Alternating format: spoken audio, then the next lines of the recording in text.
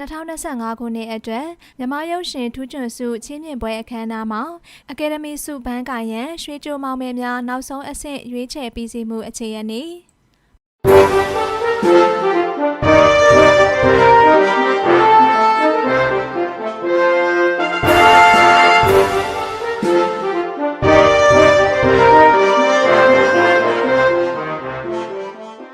မင်္ဂလာပါပရိသတ်ကြီးရှင်2025 ခုနှစ်အတွက်မြန်မာရုပ်ရှင်ထူးချွန်ဆုချင်းမြင့်ပွဲအကယ်ဒမီပေးပွဲအခမ်းအနားကိုလာမယ့်ဖေဖော်ဝါရီလ 9 ရက်နေ့မှာနေပြည်တော် MICC1 မှာကျင်းပပြုလုပ်သွားမှာပဲဖြစ်ပါတယ်။အဆိုပါအခမ်းအနားအတွက်2025 ခုနှစ်အတွင်းရုံတင်ဆက်ကားများထဲမှရွေးချယ်ထားသောဇာတ်တင်ဆက်ကားများကိုဆုရွေးချယ်ရေးဆက်ကော်မတီကအသေးစိတ်ကြည့်ရှုစစ်ဆေးနေပြီဖြစ်တယ်လို့လည်းအကယ်ဒမီပေးပွဲအခမ်းအနားကျင်းပရေးဦးစီးကော်မတီကထုတ်ပြန်ထားပါတယ်။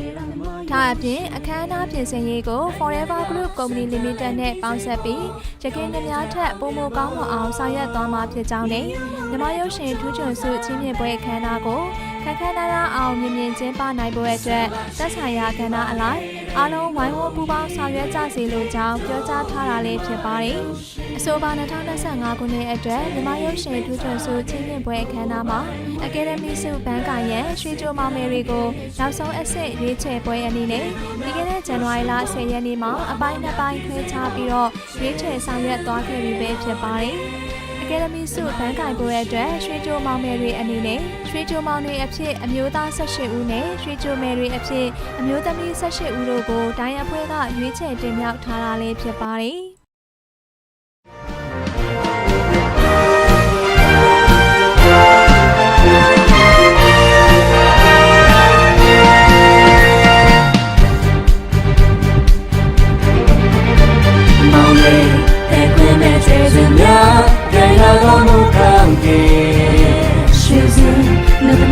ကိုဆောင်ခဲ့ကိုယူစင်မရုပ်ရှင်ကဘာမဝင်စတဲ့ယုံကြည်ချက်စိတ်ထားတဲ့ခံယူချက်နိုင်ငံရဲ့အတွက်ဆိုပေးစမ်းမယ်ဆလာချီ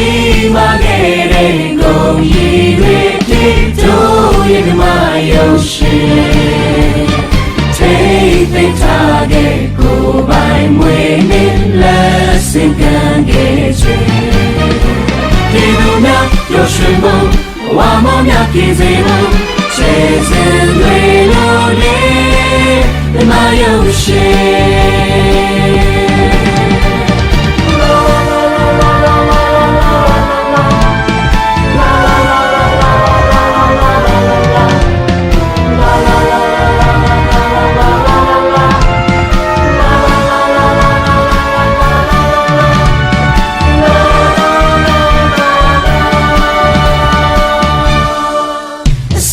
ချီ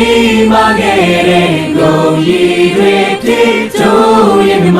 ရုပ်ရှင်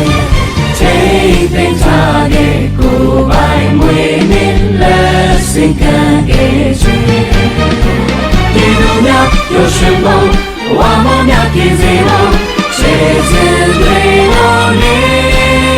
မရုပ်ရှင်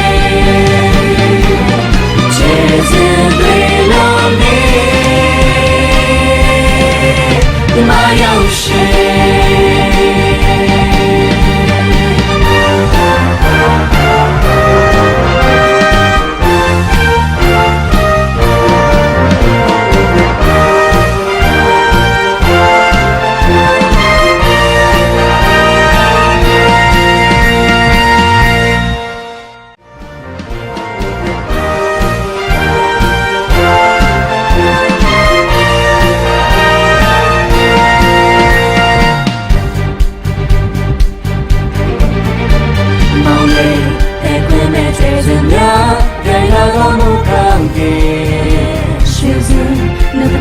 ကိုဆောင်ခဲ့ကိုယူစင်မရုပ်ရှင်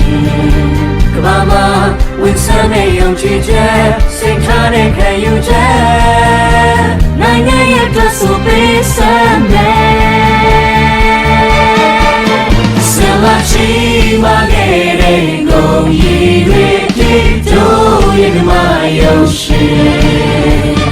ထိတ် သိမ်းထားခဲ့ကိုယ်ပိုင်မွေးနေ့လက်စင်က